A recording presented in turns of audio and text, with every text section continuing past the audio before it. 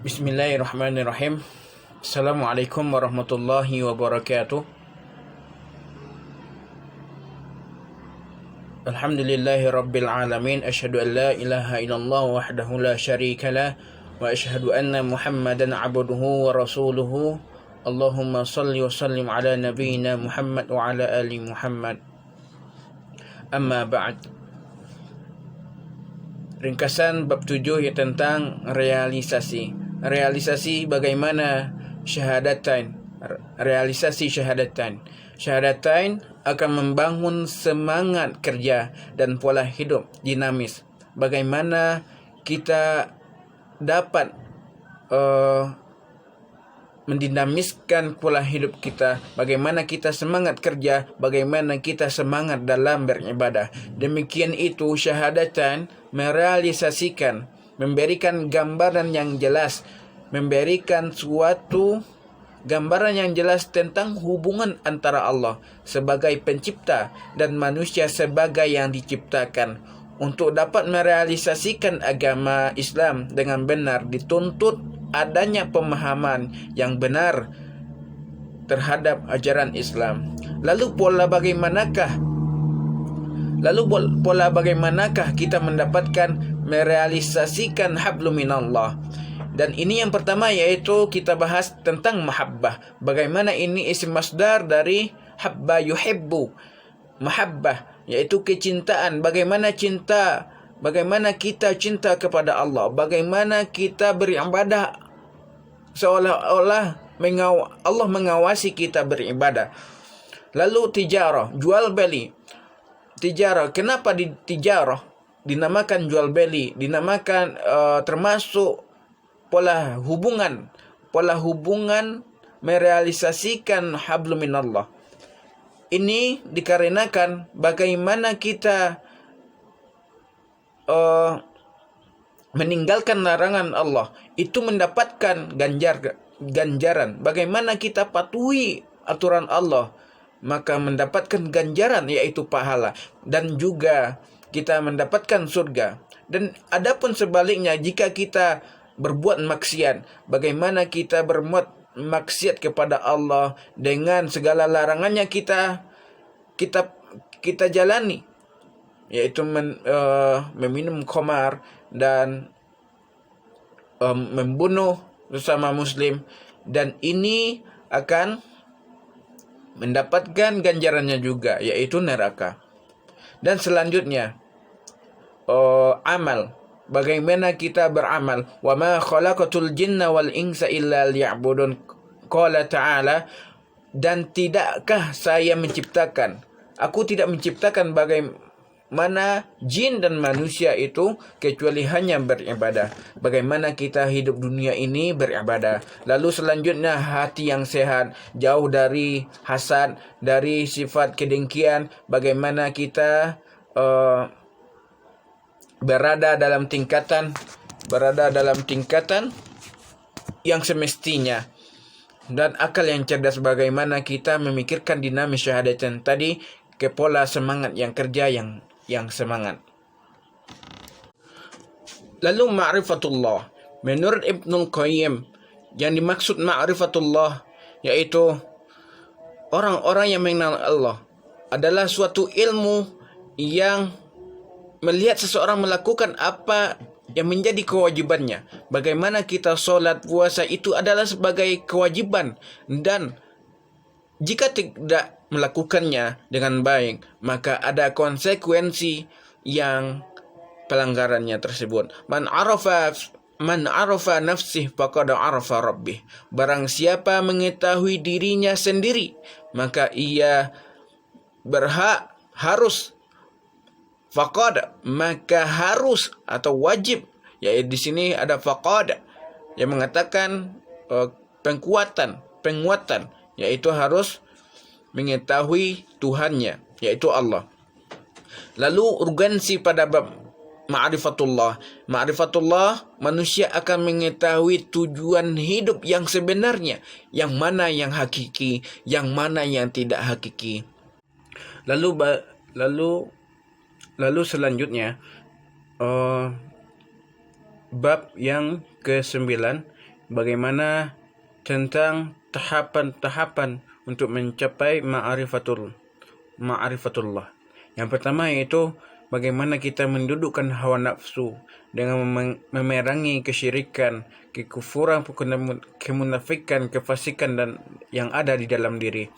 Lalu yang kedua, apabila itu terjadi, kita telah berhasil memerangi hawa nafsu tersebut, maka insya Allah akan ada petunjuk dari Allah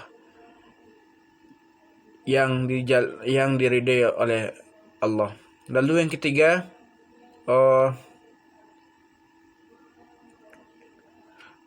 yang ketiga, jika seandainya kita istiqomah dalam hal tersebut, maka tetapkanlah kesabaran di dalam hukum Allah. Bagaimana tawakal kepada Allah itu lebih besar resikonya dari yang lain. Lalu selalu bersyukur kepada Allah, selalu mengingat atas nikmat Allah berikan, dan selanjutnya yang terakhir selalu berhati-hati dalam musyahadah atau bersikap, dan bersikaplah dengan kebenaran yang mengikuti jalan Nabi Muhammad SAW. Lalu adapun penghalang ma'rifatullah yaitu al-fisq, yaitu bagaimana kefasikan. Yang kedua al-kubr, zalim. Dan selanjutnya kedustaan bagaimana dan kemunafikan. Lalu kita masuk pada bab 10, yaitu macam-macam tauhid. Yang pertama, pengertian mentauhidkan Allah, berarti mengesahkan Allah dan menafikan sekutu pada hak dan kekhususan Allah. Tauhid merupakan akar yang menunjukkan pengesaan. Lalu macam-macam tauhid yaitu tauhid rububiyah, tauhid uluhiyah, dan tauhid asma wa sifat, yang bagaimana di bab 1 di awal semester kita telah membahas ini. Oke, selanjutnya kita masuk pada bab 11 dengan pengertian syirik dan bahayanya. Wa ma khalaqatul jinna wal insa illa liya'budun. Bagaimana yang dikatakan oleh Allah, wa ma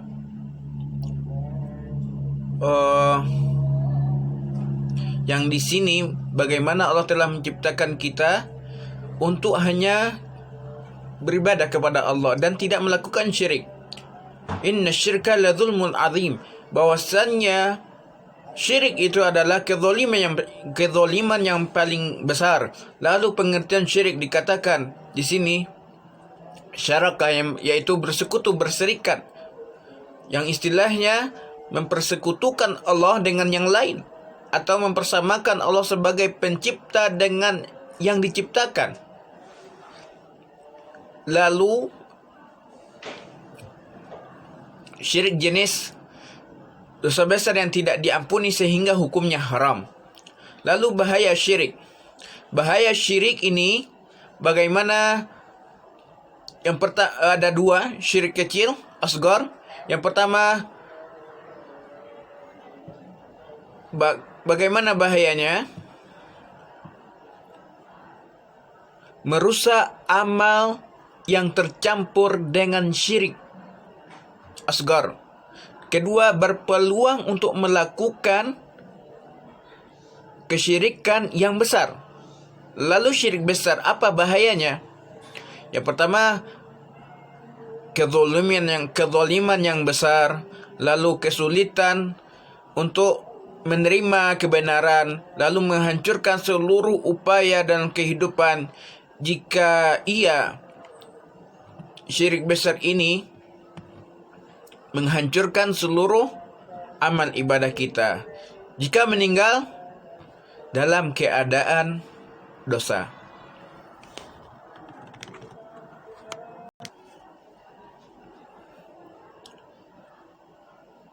Lalu kita masuk kepada ringkasan atau resum dari bab 12, yaitu macam-macam syirik. Syirik yang dikatakan tadi mempersekutukan, yaitu perbuatan mempersekutukan Allah. Lalu syirik akbar yang pertama macam-macam syirik. Syirik dalam berdoa contohnya, perbuatan orang yang musyrik yang meminta kepada kuburan atau pohon atau hewan. Dan ini suatu syirik yang akbar. Lalu syirik dalam sifat Allah. Yang ketiga syirik dalam ketaatan. Selanjutnya syirik dalam ketakutan. Lalu syirik asgar. Lalu syirik asgar, syirik kecil yang dihasilkan dari perbuatan maupun ucapan yang dinyatakan sebagai perbuatan syirik, namun tidak sampai menyebabkan keluar dari agama Islam. Contohnya bersumpah dengan nama selain Allah. Dan ini suatu kesyirikan yang asgar. Syukran ala ihtimamikum. Assalamualaikum warahmatullahi wabarakatuh.